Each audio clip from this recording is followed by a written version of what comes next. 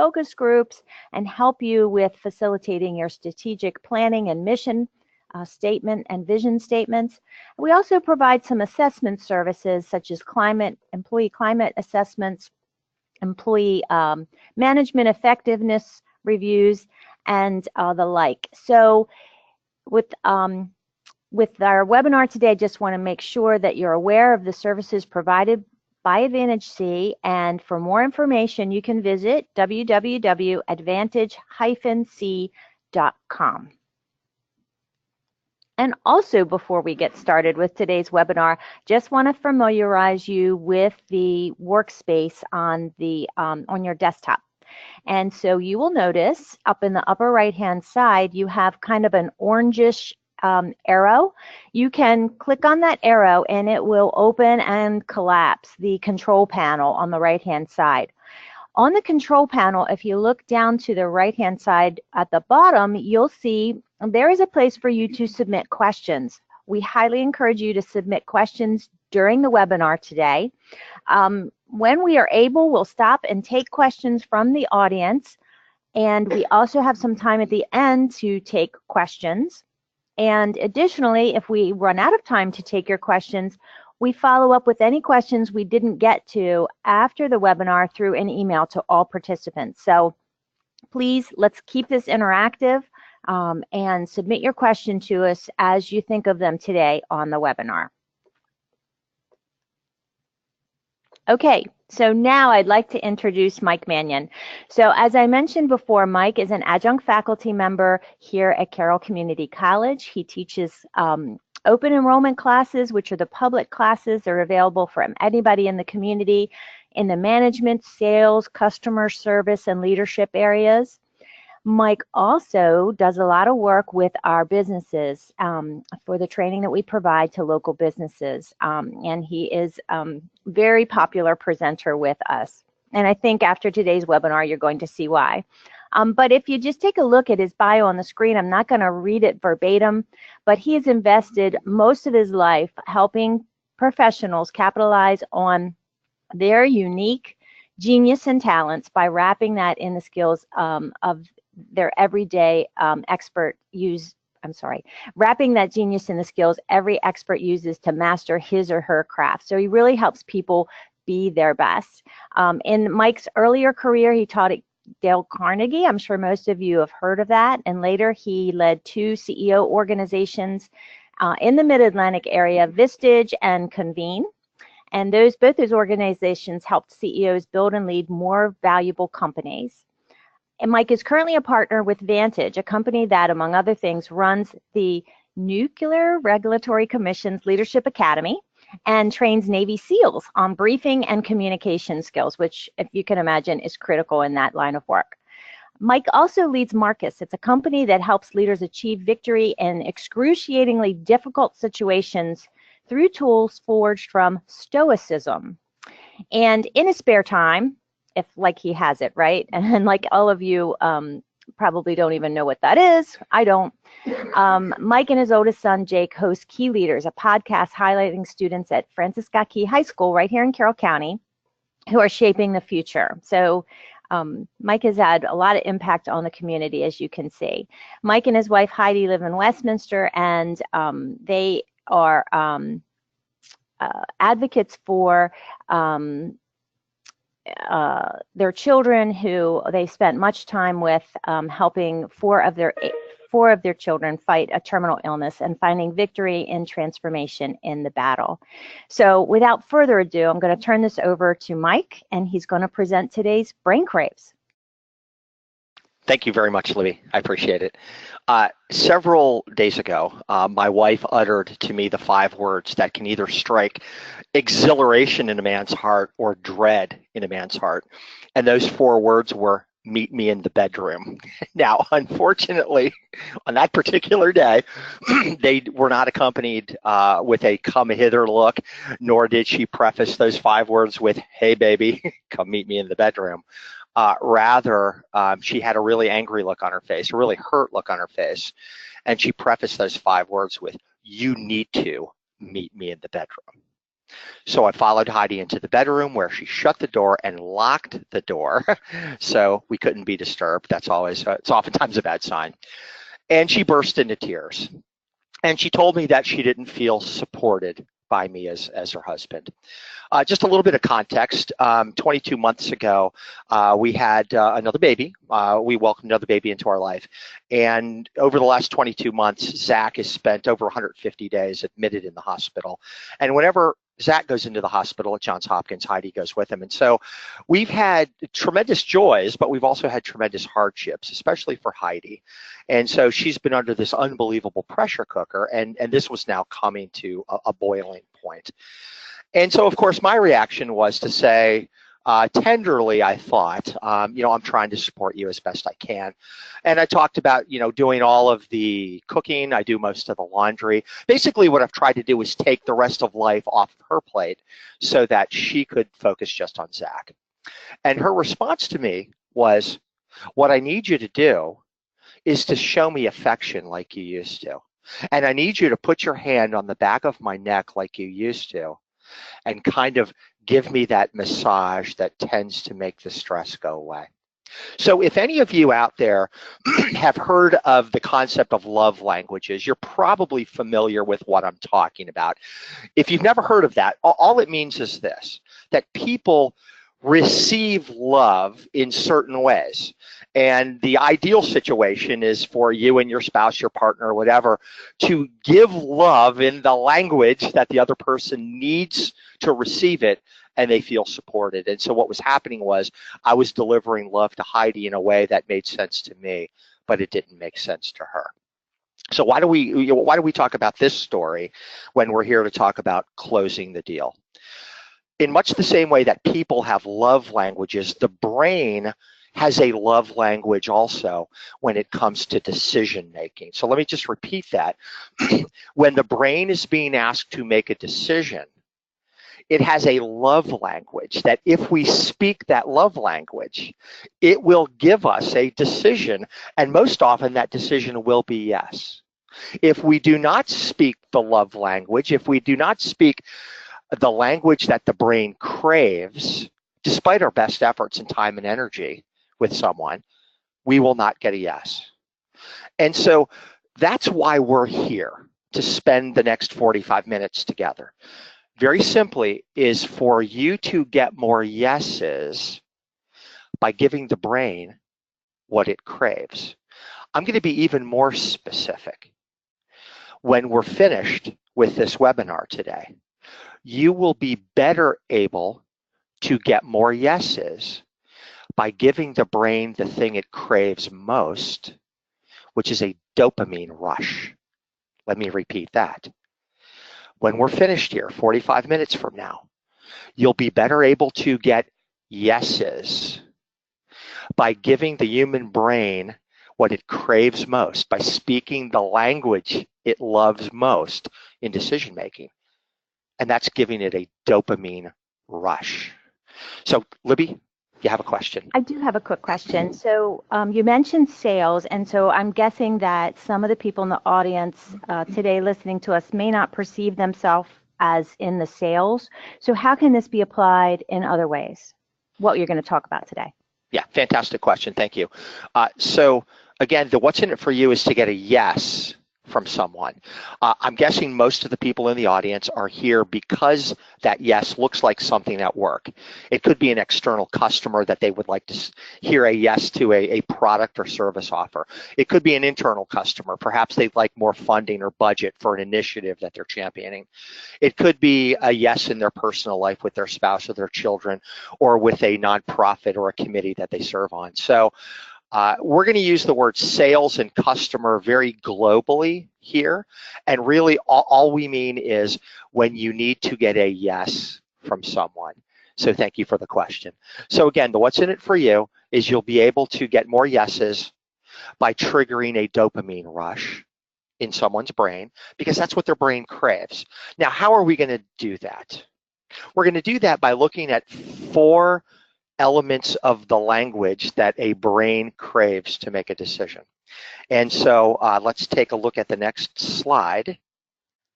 And the easy way to remember the main ideas of this presentation, an easy way to remember what are those 4 elements of the language, the love language that a brain craves, is the acronym SLED, S-L-E-D. And so that doesn't mean anything more than just 4 letters. You don't have to think of a toboggan. You don't have to think of a radio flyer. Don't think too deeply about that. It's just an easy way to remember it. And each of those letters stands for a part of the language that the brain craves to give a dopamine rush. And this is what the brain craves. When the brain is being asked to make a decision, when it's being asked to say yes to you, it's craving 4 things from you. It's craving a feeling of safety. It's craving an experience of logic and reasoning. It's also craving the opportunity to evaluate. And above all, it's craving a dopamine rush. So to put it another way, when we're seeking to get a yes, when we're seeking to influence someone, if we can speak that language of safety and logic and evaluation and trigger a dopamine rush, we will get yeses. So let's stop here for a moment. If I were you and I were in the audience, I'd say, wow, this is really interesting. But is this grounded in anything more than just a story about you and your wife and a metaphor? So December 2007, I was sitting in a room of 4,000 plus CEOs in San Diego. It was the Vistage CEO Summit. I worked for Vistage at the time, as Libby mentioned earlier. Vistage is a CEO membership organization. CEOs get together in think tanks, and they lay their most sensitive business issues on the table, and they tap into the experience of the other CEOs around the table to come up with solutions and to vet decisions. So it's December 2007. We have our annual CEO Summit, 4,000 plus CEOs there. We're sitting in this big ballroom in San Diego, and a guy named Christophe Morin from Sales Brain, that's his organization, he comes out onto the stage. He's going to talk to us for 90 minutes. The very first thing he says, the very first thing out of Christophe's mouth is this, and he's from France, so French accent: if there was a way to push a button in your customer's brain, and you push that button anytime, anywhere, with anyone, and they would buy, wouldn't you love to do that? So my immediate reaction was, what a bunch of BS. There is no way that that's real. And then my second reaction was, and if it was real, that's pretty creepy. Sounds a lot like manipulation. It sounds unethical to me. Those were my immediate knee-jerk reactions. I'm a note taker, and I have an open mind, so I took lots and lots and lots of notes over the 90 minutes. And when he was done, closed up my notebook, went on to whatever was next, and frankly, I forgot about it for a few months. Let's fast forward to the end of March 2008, end of Q1. I'm running the Mid-Atlantic region for Vistage. My responsibility is to all elements of the organization, but primarily growth. So I'm looking at my numbers for the end of Q1, and my entire region had brought in exactly 3 new people or customers to Vistage. Now, if you're selling nuclear power plants, 3 nuclear power plant sales in 3 months is darn good. When you're selling individuals into a membership organization, you're thinking, man, I should have been on Career Builder because I'm going to be out of a job, and so are a lot of my people. So basically, I was busted, and I didn't have any ideas. Now, what we know now, looking back, is that was the beginning of what we now call the Great Recession. So Vistage as a company was doing poorly, not just me. Companies all over the country were doing poorly, in some ways all over the world. And so my point is, I was desperate and open-minded. And I said, you know what, let me go back to that stuff Christophe talked about, the Sales Brain guy talked about, and see if there's anything there for me to get more yeses. So bottom line is this. I took the principles that Christophe had talked about, which we now call neuromarketing, applying neuroscience and functional MRI brain research to sales and marketing and decision making. I applied those to really everything we did that touched the customer or potential customers. Every single communication or customer experience or prospective customer experience, we changed it all to line up under neuroscience. In the second quarter of 2008, we exceeded our entire annual quota for our revenue and sales. just in one quarter. In Q3, we hit our annual goal by 50%. Now, I'm not talking about cumulatively adding Q2 and 3 together. I'm just talking about Q3 alone, 50%. And then in Q4 alone, we once again exceeded the entire annual quota. And by the way, Vistage did not recalibrate our quotas down because it was the Great Recession. So I was now a believer in neuroscience as it's applied to marketing and sales and decision making. And since that time, I've seen thousands of companies employ these principles to get more yeses. It works. It's based upon science. It's based upon brain research. It's based upon behavioral psychology and a lot of common sense. So that's what this is grounded in. And when we talk about those 4 types of languages, SLED, safety, logic, evaluation, and a dopamine rush, it's grounded in science. It's grounded in my own personal experience, and it's grounded in the experience of thousands of other companies. So let's take a look at each of these 4 languages, and we're going to frankly spend more time on the safety and more time on the dopamine rush. So what do we mean by safety? So Libby, let's say that you and I, after the webinar, we decide we're going to take a little walk, and we're here at Carroll Community College. There's a path around the college. Michelle and I have walked it at least once, if not a couple of times, and so we're walking along the path, and it's overcast today, but it's fresh air, and we're out walking, and all of a sudden a snake jumps out from a bush, bites me in the ankle, bam, I go down. What's Libby's first reaction? Libby, what's your first reaction? Holy cow. As you're... I'm running in the other direction probably, but I'll call 911 before I get too far away. And that's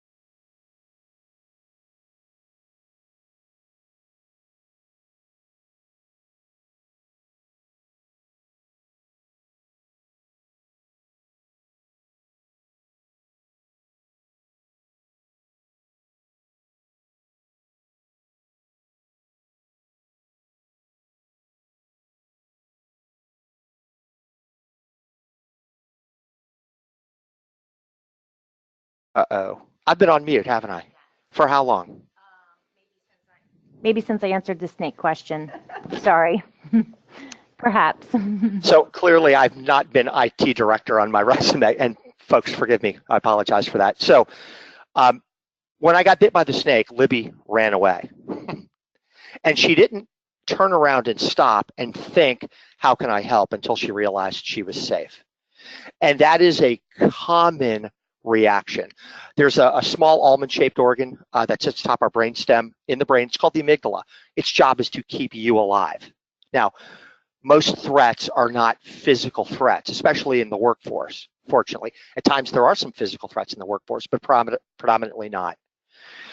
However, there are threats in the workforce like loss of revenue, like career-limiting decisions, like not getting promotions. And so when we're being asked to make a decision to do something, to say yes, the first thing that our brain is demanding is, am I safe? So when you meet someone at a networking event, for instance, and you exchange business cards and you talk and then you go back to your office, maybe even before you go back to your office, maybe you're now sitting in your car in the parking lot, you haven't even driven away yet, and you're thinking about that person. What are some things you do? Where do you look them up? Oh, look them up in LinkedIn and find out what I can about them. Absolutely. So one of the first things we do, excuse me, is we'll look them up on LinkedIn to make sure that they're legit, to make sure that the way they've represented themselves is actually grounded in reality, assuming that they're not lying on their LinkedIn profile as well. We might even talk to some people that they said they knew just to get a sense of maybe who they are. We're probably not going to enter into any sort of significant professional relationship with them until we spend some time with them on the phone, until we meet for coffee or what have you. Obviously, those are all strategies for us to feel safe. So we probably already know that. That's rather obvious. Here's where it gets to a little more nuanced. And so in one of our polling questions was, do you have a long sales cycle or a short sales cycle? And it was about half and half. It was roughly half and half. And so for those of you in a long sales cycle, here's the challenge. You can open up a relationship with a prospective customer, and you can spend a lot of time establishing trust and helping them feel safe. You can then start to work through the sales process or the decision-making process. And then at some point, you go back for whenever the next meeting or conversation is, and you realize we've now regressed in the sales process. The progress I thought we made previously for the last however many months, they've now taken a few steps back. What's almost always the reason for this is something has changed in their world. Something has changed in their environment. And our amygdala perceives change as a threat until we prove otherwise. So here's the point to safety. The obvious point, of course, is when we're entering a new relationship, and especially when we know the person is seeking to influence us to get a yes in some shape or form, our radar goes up and we need to feel safe. Okay, that's obvious. The less obvious point is that need for safety recurs over and over and over again anytime something changes in the customer's world. So our strategy should always be to make sure at any given moment in the sales process, in the decision-making process, they feel safe. And so one way to do that is when we get back together and have another meeting, we ask them, has anything changed since the last time we spoke? And make sure that we ask enough questions to ascertain, no, nothing has changed. So that's safety. And safety is one of the 4 things that the brain craves in terms of decision making. And in fact, it's not only the first thing it craves, it's like the first gate that needs to be gone through, but it's a gate that opens and closes all the way through the process. So that's the S, that's safety. Let's talk about the L. The L is, does it work? And most of us are pretty good at this. Most companies are pretty good at demonstrating that what their product offering is, it actually works. So that takes the form of case studies. It takes the form oftentimes of customer success stories. It takes the form of statistics, and we've helped this many companies in your industry, et cetera. And those are all good things. However, have you ever been in a situation where you've had someone say, that sounds great, Libby. Michelle, I can see how that's helped, all of these other companies, but my company is what? Different. Different. I mean, everybody thinks their company is so unbelievably unique that nobody understands exactly what they're going through. And we all know that that's not true. Now, every company has some nuances. Everybody's a tiny bit different. I get that. You get that. But we all know that nobody's company is like from Mars and everybody else operates like they do on Earth. And so the question is really not, does it work, but will it work for me in my perceived circumstances? That's really the question. So case studies and success stories and statistics about other companies, those are good, but they usually don't finish the job in terms of crossing that check mark. Does it work for me? And so let me give you an example from my Vistage days, how we answered that question. So if you're a business owner, and I know many of you out there are business owners, or you lead business units, or you lead teams, you're sitting around, I'd be asking you to join a group of 15 other people where you're going to Open up your kimono, so to speak, and really share what's really going on in your business, and then get some expert advice. So one of the objections we would often get is, well, what does a plumber, technology company, hotel operator, I mean, you name it, what do they know about my business? Meaning my business is so different that you either couldn't understand it well enough or you don't have enough insight to help me. Common objection. So I could give them statistics, I could give them success stories, but here's what finally we figured out worked. We would invite them, the CEOs, into a sort of mock or like dry run of a think tank meeting where they were actually sitting next to plumbers and sitting next to hoteliers and sitting next to high technology companies and people who they thought couldn't help them. And we run through some problem solving exercises so that in the moment they realize, whoa, that plumber just told me something I never knew and frankly never would have known. So the point is, they're now in a place where they say, I get it, it works for those people, and it just worked for me. So the question for you is, how can we not only let our prospects know that it works in general, but how can we give them an experience of it working for them, a trial run, a product demo, where they're very hands-on with it, and they're the ones working it, not us showing them how it works. So that is the L, and it stands for logic. So the prefrontal cortex of the brain needs logic. It's part of the decision-making process. After I feel safe, it's got to make sense. And just as important, it's got to make sense to whoever I explain it to, who's part of the decision-making process. It's got to make sense. That's a box that absolutely has to be checked off. The question isn't, does it work? The only question isn't, does it work? It's, does it work for me? So that's the S, safety.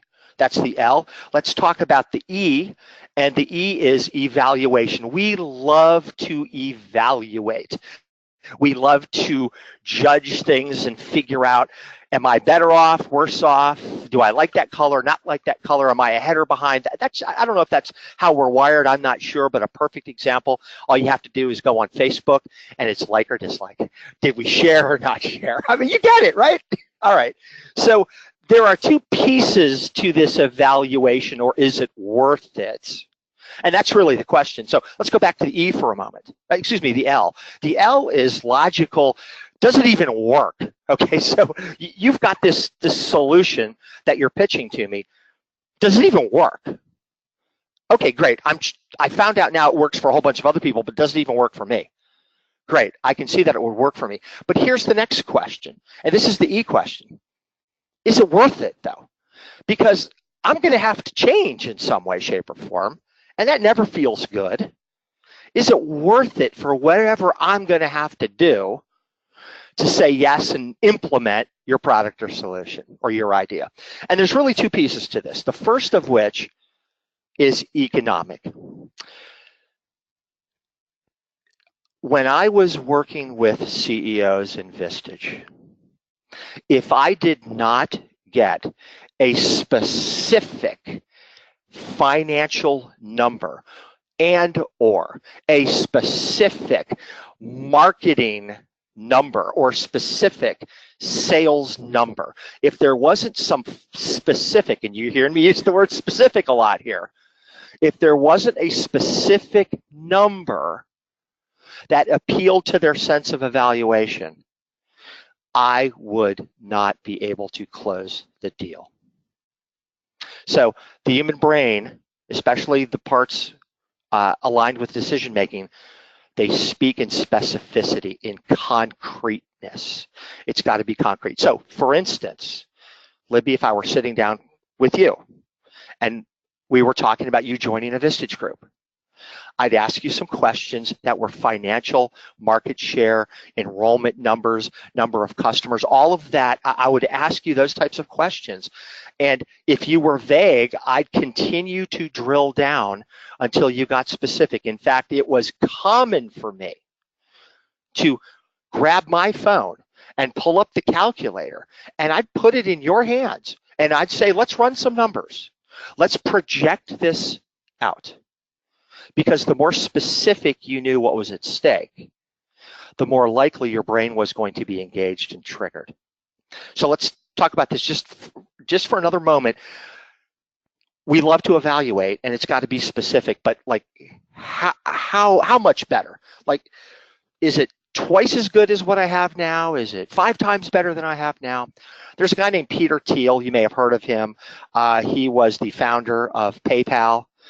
He was an early investor in SpaceX and Tesla and Facebook and a lot of big global brands that we know of now. He has run Palantir, which is the preeminent cyber security company that serves the federal government. And he wrote a book called 0 to 1. And what that means is this: it's relatively easy, quote unquote, relatively easy to scale from 1 to whatever. Once you already have something that people are willing to buy, once you have something people are already willing to say yes to, it's easier to scale that to bigger numbers. What's really hard is when they've never said yes to you, and they're going from a no, because they've never been asked, never said yes, to that first yes. That's the startup world in many ways. So you can think of people who've never done business with you before. They're like startup customers.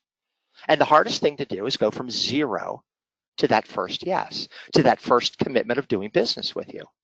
And so what he has found is that the magic number, so to speak, is 10x. So what that means is this: if you've never said yes to me, and I'm asking you to buy my product or service, it's got to be 10x better financially than what you're doing right now. Otherwise, it's not worth it to me to go through whatever I'm going to have to go through to say yes to you and actually implement it. 10x. All right, so let's talk for a moment about how we get to 10x. Most people, myself, I'm a prime example of this.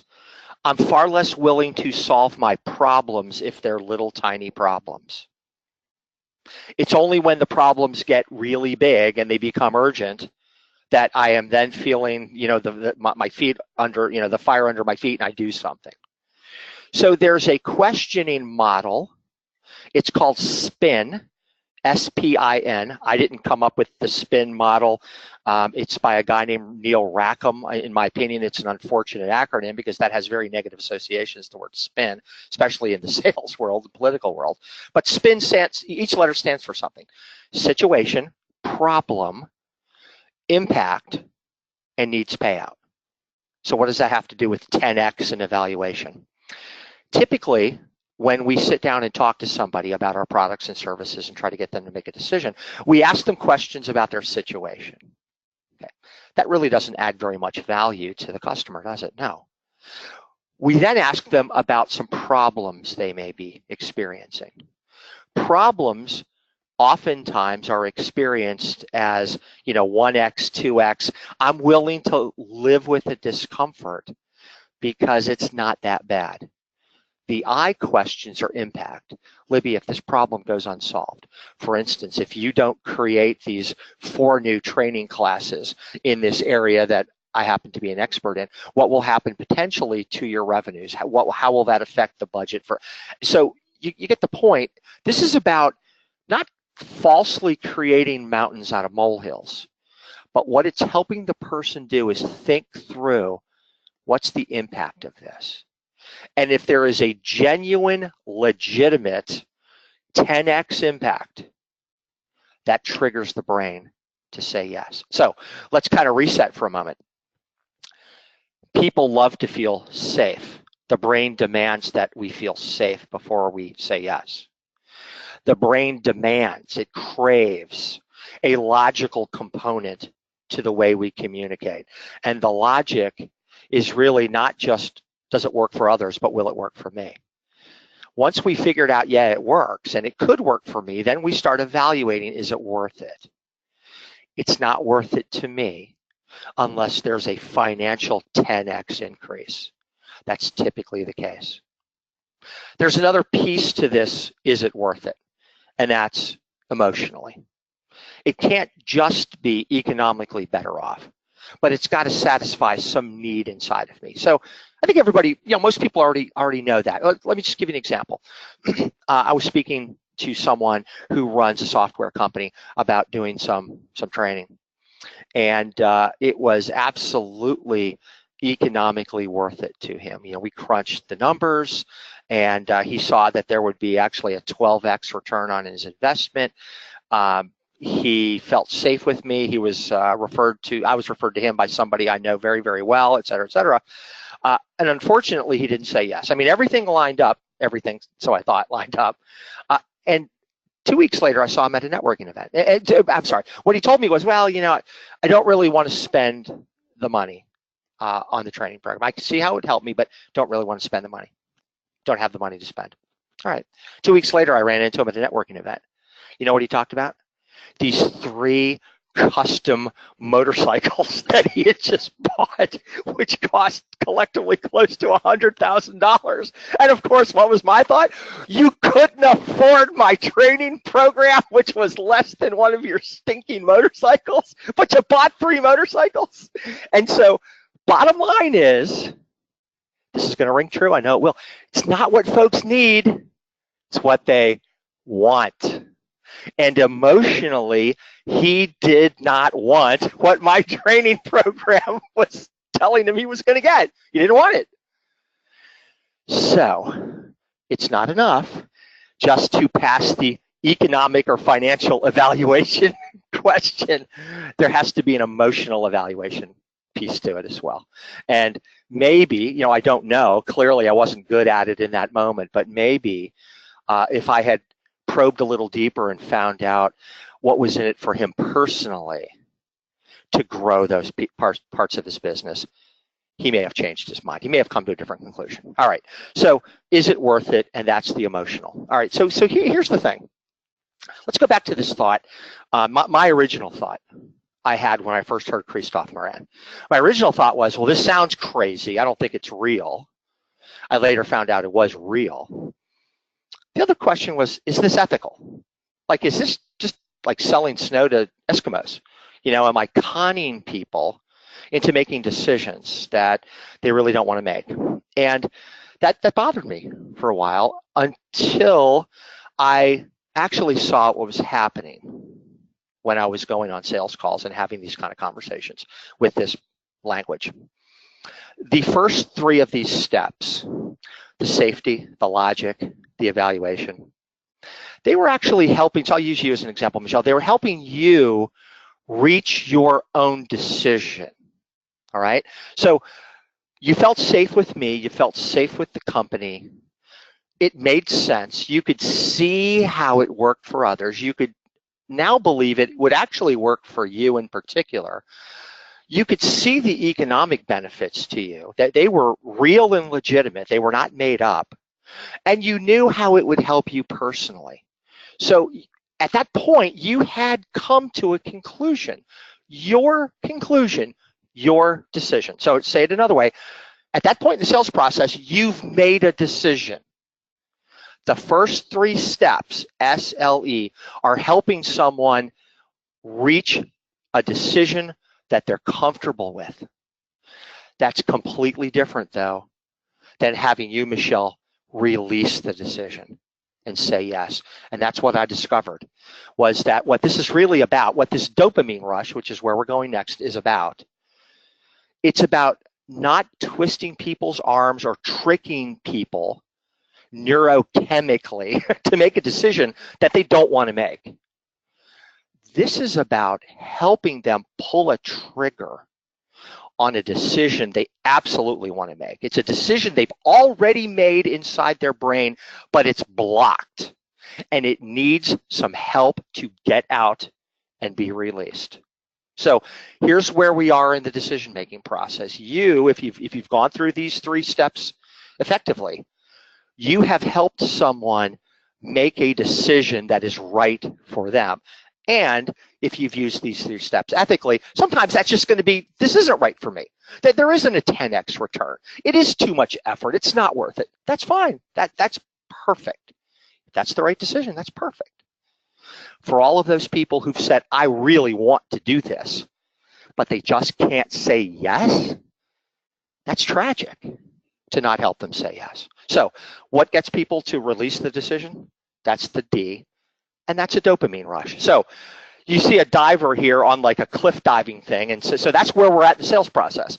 You have talked to someone, and you've gone through a relationship building process and a demo process and all different kinds of things to help them feel comfortable. You've got them on the diving board, okay?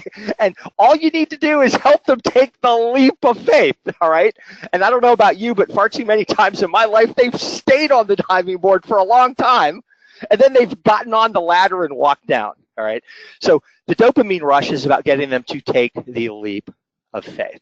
So what is dopamine? Let's just for a moment, we're not going to get into a chemistry lesson here, but just for a moment, dopamine, if you don't know, and many of you do, it's a neurotransmitter. It's a chemical release that travels in the synapse between nerve cells, and it is the precursor of adrenaline, which is the scientific name. The precursor for epinephrine, which is the scientific name for adrenaline. So we all know what adrenaline is, obviously. Part of it, we typically think of it as the fight or flight, that jolt of energy. It's far more than that, actually. Dopamine is what we feel, what gets released when we're in novel situations, when we're in situations that are new to us, when we're in situations that there's some risk taking, and in situations where we can expect a reward. We can see it, hear it, taste it. Dopamine gets triggered by these sorts of situations. So let me reset this now. You've got a prospective customer or an individual who wants to make a decision. They're standing on the edge of the cliff. They want to make the dive, the leap of faith. The trigger to get them to do that is to give them some sort of experience. And it could be just a conversation like a virtual experience, but it's an experience that's novel to them. There's an element of risk taking, and there's an expectation of a reward. If we can do those three things, it releases dopamine. Their brain, especially the amygdala, gets washed in dopamine. And dopamine, the sort of street name for dopamine among behavioral psychologists is the motivator. Among educators, it's the learner. This is the neurochemical that is released that helps us have motivation to do things and to learn new things. So that's what dopamine is, and this is how you trigger it. Can we access the video? I don't know. Okay, so I'll tell you what. Yeah, probably not. So there was a video I was going to show you, and Michelle's going to send it out to you, but it's a video of an experience I think almost everyone has had, and that is riding a roller coaster. So on the roller coaster, it shows you in the very first seat. You're slowly going up that first hill.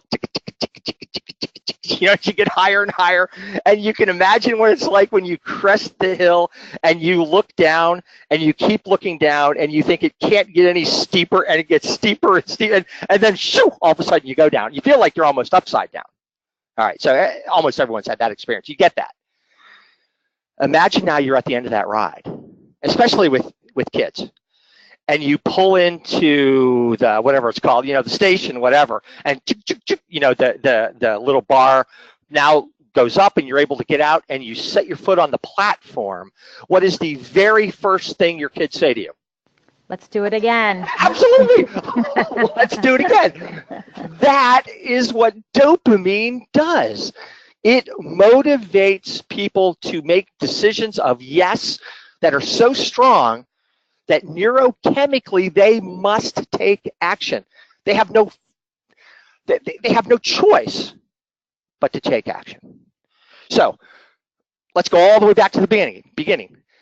What you heard me say was this: you're going to get more yeses by giving your customers a dopamine rush. You're going to give them some version of riding a roller coaster in a good way Okay. Some customers say, man, this is a real roller coaster ride. That's not what we're talking about. We're talking about the thrill and excitement, the novelty, the risk-taking, the expectation of a reward that you get from riding a roller coaster. If we can do that before we ask for a decision, their brains can't help but make a decision. Neurologically, their brains are forcing a yes decision. So, I don't know if that sounds easy. It doesn't sound easy to me. How do we do that? How do we get that guy right there, that diver, how do we give him a dopamine rush so he says, yeah, I'm going to take the leap? The best way to do it, legally, the best way to do it, and I'll tell you an illegal way, which we certainly don't recommend, but it's a sad reality. The legal way to do it is to help them experience it in their mind's eye. So most people, most of you out there, have heard, I'll give you a simple analogy, and that is, it's an athlete analogy, although this skill is not confined just to athletes, but you hear athletes talk about visualizing the game, visualizing a certain play in football. This divers typically visualize themselves executing the dive. You're probably aware that our brain cannot tell the difference between a virtual experience and a real life experience. The exact same neurons fire, the exact same neurons then bind together to create changes in the structure of your brain, and we call that learning, and we call that motivating. So the way to get someone to trigger a dopamine rush is to give them an experience. And that's what virtual reality does, is it gives people an experience. That's an Ocular Rift VR goggles, and that's what it does. There's an illegal way to do this, and it's sad to say that the reality is the exact same neurochemical transactions that go on in the brain doing coke are the exact same reactions in a virtual reality experience, the exact same neurochemical cocktail reactions that take place when we ride a roller coaster. They're the exact same neurochemical transactions that take place when we give somebody an experience of using our product or service. The difference with Coke, of course, is it's so highly concentrated that it's almost impossible not to be addictive. So clearly we don't want to do that. But the point is, this is the power of dopamine in the human brain. So there's another way, obviously, to do it ethically and legally, and that is to create what some psychologists call flow. And it's to wash your brain in this dopamine wash so that you feel this incredible ability to focus and well-being and to make decisions and to act. And the way we can do that is by appealing to as many senses as we possibly can. So let me show you what this looked like at Vistage flow. So Libby, let's say that we had a relationship over the course of several months, and we first met at a networking event. Excuse me, you looked me up on LinkedIn, you felt safe with me, we had coffee a couple of times, you talked to several people who were in one of the Vistage groups that we had. You even came to one of our events where you got to sit around the table and work one of your business issues with other people. You were convinced that this worked for them. You're convinced it worked for you. We talked deeply about how much it would mean to your company financially, how you would stand to gain, what it would mean to you personally. So you've done all of those things, and now it's time for the dopamine rush. So the end of this months-long sales cycle would be you and I sitting down, and we'd talk, and I would talk with you deeply about what was most important to you and what the business issues were. And at the very end, I'd say something like this. And this is where the virtual reality comes in. Libby, let's fast forward 2 weeks and imagine that you're in a group. You've got 15 other CEOs sitting around the table. And they're just dying to help you. What business issue or decision would you put out to them that you would want to get help on? And you would tell me what it was. What sort of help would you like from them? Well, what kind of things would you like them to provide for you? And you would describe that in as great a detail as I could help you do. And what I would do is very simply this. I would stand up, I'd extend my hand across the table, and I'd say, Libby, let's take care of that right now. Let's do that for you right now. Welcome to Vistage. And 8 times out of 10, and I tracked it over the course of 2.5 years, 8 times out of 10, Libby's hand would come across the table, shake mine, and she would join Vistage, and she'd be in a group. Because she had the virtual experience of the benefits of my product that gave her a dopamine rush. So just so I can be really clear on something, before that last meeting, Libby wanted to join Vistage. She already decided this was a great idea. I want to do it. But she hadn't been triggered to allow her brain to release the decision. All I did was help her release a decision that had already been made. So we have a few minutes left. Here's a question that you may be asking yourself. So something that might sound confusing at best and contradictory at worst. Okay, so you've told me 2 different things here. That the way for me to get someone to say yes is to give them a dopamine rush. And dopamine rush is triggered by novelty, newness, risk-taking. You also told me that the brain craves safety, and these 2 things sound opposite. So what's the deal? How do they fit together? There's a guy named Raymond Loewy. He's considered to be the father of industrial design. Back in the 1920s, he coined this phrase, this acronym MAYA, M-A-Y-A. And it stands for this: most advanced, yet acceptable. So in other words, there's a sweet spot in each person's brain. And that sweet spot is where we say yes. It's neither too familiar, because that's boring. It's 1x, 2x, for instance, improvement. Yet it's not so out there and crazy that it's scary. It's just familiar enough, yet it's just novel enough that I say yes, and it gives me a dopamine rush. He called that most advanced yet acceptable. So here's an example. Does anyone know what that is? Okay, so we went through this yesterday. I do not. Who was that? That was Michelle. Michelle does not know what that was. Libby, you knew what that was. He knows what that is. What is it? It's a PDA. And Michelle's like, PDA. What does that mean? Okay, so some of you may know that to be a Newton Apple. Excuse me, an Apple Newton, sorry. That's an Apple Newton. That was the first PDA. They launched in 1993. They killed it in 1998. So yes, believe it or not, Apple actually had a product that didn't work, that people didn't flock to, that people didn't wait in lines outside of the Apple store for hours.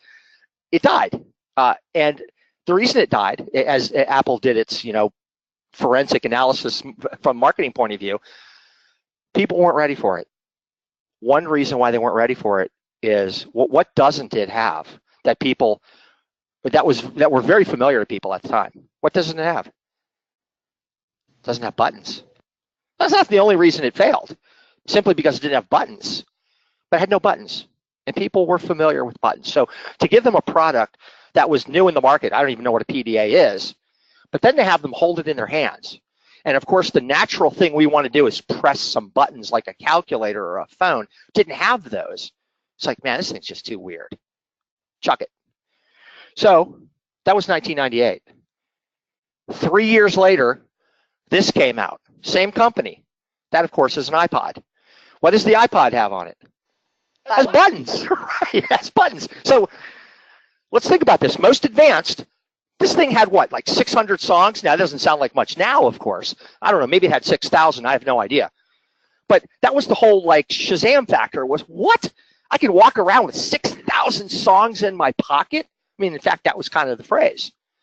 But it wasn't so out there that people they were like freaked out or scared to use it because it had buttons. So look at this, 2001, 2007, that's only 6 years. There are 8 iterations of that product in 6 years. It is only after 8 iterations did they come to the place where they said, no buttons. Why? Because they realized it took people 6 years to feel comfortable, to not be scared of something that didn't have buttons. So what does this mean? It means that if it's too familiar, ho-hum, people aren't interested. Why should I change? This is same old, same old. If it's too out there, it's like, whoa, man, I don't want to be the only one walking around with one of these things. And plus, it's probably not even going to work. There's this sweet spot, and consumer products people will call this the coolness factor, all right? So what does that mean to you? It means this. If you have a familiar product, the way to trigger a dopamine rush is to have a novel twist to it. If you have a really cutting edge product, that might scare people. Now, I'm not ready for that yet. Make some elements of it that are familiar. So let me just give you a quick example. I know we're right up against the time here. That, of course, is an it's an iPad interface for books. Clearly, the picture there looks like you could be at a bookstore like Barnes & Noble or possibly the library. So that's what they did. They took something brand new. Wow, I can actually order books and read books on a tablet, but it looks like something they've done thousands of times in their lifetime. So another way to say this, whoops, let's go back for a moment. Another way to say it is this. Deliver the future gradually. If you have a familiar product or service, don't talk about it in some way that is so advanced. You're thinking, I need to separate myself from the competition. I need to find a differentiator. Yeah, you do. But don't make it so out there that it scares people. That will not trigger a dopamine rush. If you've got this amazing new way of doing something and you're thinking, man, it's gonna revolutionize, it's gonna disrupt. We love that word. It's disruptive. The only thing it's going to disrupt, if there's nothing familiar about it, is your bottom line. So evolve the future, deliver the future gradually. And if we can do that, baby steps, that triggers a dopamine rush, makes people feel safe enough to do something new. So let's reset. Main ideas. There are 4 languages, if you will, that the brain absolutely positively craves and needs to say yes to you. It must feel safe.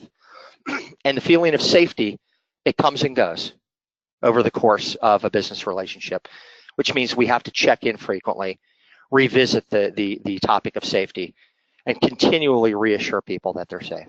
Number 1. Number 2, the L is logic. There are some logical things, logical check boxes that people need to check off. It's not just an emotional transaction, a decision. And those logical pieces of it are, does it work? And especially, does it work for me? The E, of course, is evaluation. If I do what you're asking me to do, will it improve my financial situation 10x? Will it improve my personal situation and whatever my personal goals are? Will it improve that 10x? And if all those things check out, then you've got somebody who's already made a decision. They've already said yes inside. Likely they need some help in releasing it. And that's where the dopamine rush comes in. If you can give them an experience of it, even a virtual experience of your product or service, and it's got an element of novelty to it. It's got an element of a little bit of risk, controlled risk.